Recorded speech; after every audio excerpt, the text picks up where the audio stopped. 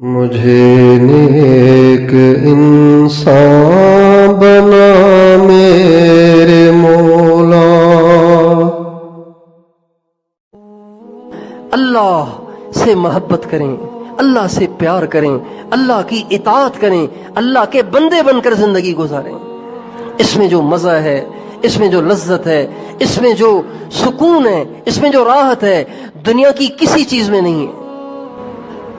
اصل میں ہم نے 100% اللہ کی ماننے کا مزہ چکھا ہی نہیں ہے۔ ہمیں کھانوں کے چسکے معلوم ہیں، نگاہوں سے کی جانے والی برائیوں کی لذت سے ہم آشنا ہیں، لیکن سجدے میں جو مزہ ہے، اللہ کے نام میں جو مزہ ہے، قرآن کی تلاوت میں جو مزہ ہے، راتوں کو اٹھ کے تنہائی میں اللہ سے اپنے دکھڑے سنانے میں جو مزہ ہے، تنہائی میں بیٹھ کے اللہ کی محبت میں رونے اور بلکنے میں جو مزہ ہے، اللہ کی قسم دنیا کے کسی کھانے میں نہیں ہے۔ وَحَقِّكُمْ مَا لُذَّ لِي غَيْرُ ذِكْرِكُمْ وَذِكْرُ سِوَاكُمْ فِي فَمِي قَطُّ لَا يَعْلُو۔ ایک اللہ والے کہتے ہیں، اے اللہ تیرے حق کی قسم، مَا لُذَّ لِي غَيْرُ ذِكْرِكُمْ، تیرے ذکر کے بغیر مجھے کسی چیز میں لذت نہیں آتی۔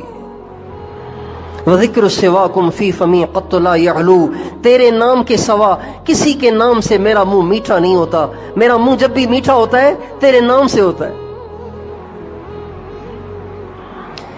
آج ہم سب اللہ کی محبت سے نا آشنا ہیں، اللہ کی معرفت سے نا آشنا ہیں، اللہ کی اطاعت کے مزوں سے نا آشنا ہیں۔ نافرمانی کے مزے چکھے ہوئے نا، اس لیے اطاعت کے مزوں سے نا آشنا ہے۔ اللہ پاک سے محبت ہو جائے تو اللہ پاک کی ہر بات کو ماننا آسان ہو جاتا ہے۔ اللہ کی پہچان حاصل ہو جائے تو اللہ پاک کے ہر حکم پر اپنی جان دینا بھی آسان ہو جاتا ہے۔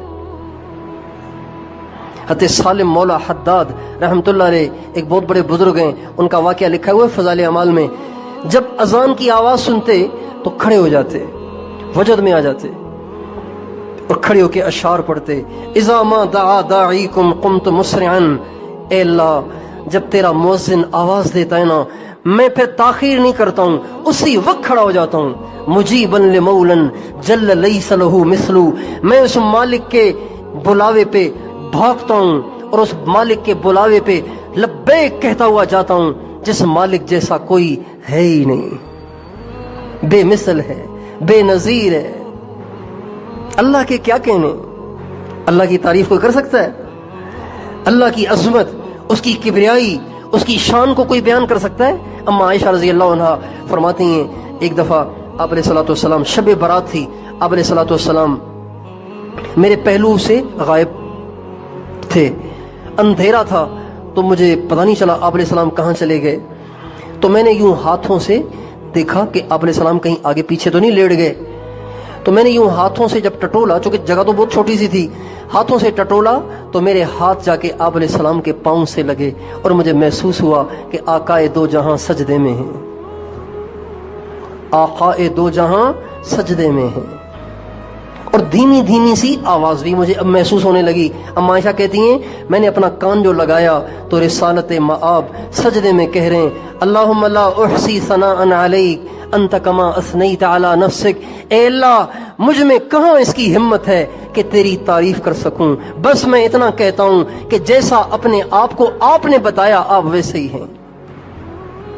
وَلَوْ أَنَّمَا فِي الْأَرْضِ مِنْ شَجَرَةٍ أَقْلَامٌ وَالْبَحْرُ يَمُدُّهُ مِنْ بَعْدِهِ سَبْعَةُ أَبْحُرٍ مَا نَفِدَتْ كَلِمَاتُ اللَّهِ۔ اللہ فرما رہے ہیں، ساری دنیا کے سمندروں کو سیاہی بناؤ، سارے درختوں کی کلمیں بناؤ، اللہ کی تعریف لکھنا چاہو، سارے سمندروں کی سیاہیاں ختم، سارے درختوں کے قلم گس جائیں گے، ٹوٹ جائیں گے، اللہ کی تعریف ختم نہیں ہوگی۔ آج ہم اللہ سے کیوں متاثر نہیں ہیں یار؟ ایک اسٹوڈنٹ اپنے پرنسپل سے متاثر ہے، ایک ملازم اپنے باس سے متاثر ہے،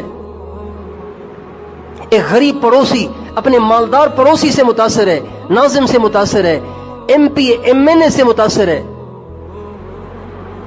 تھانے کے ایس ایچ او سے متاثر ہے، موٹر وے پہ اسپیڈ سے جانے والا آتے ہوئے موٹر وے پولیس کو دیکھ کر اپنی گاڑی کو روک لیتا ہے، اتنا اس سے متاثر ہے۔ اللہ سے ہم کیوں متاثر نہیں ہیں؟ کیا اللہ سے بڑا کوئی ہے؟ آپ سے پوچھتا ہوں کہ بھئی اللہ سے بڑا کوئی ہے؟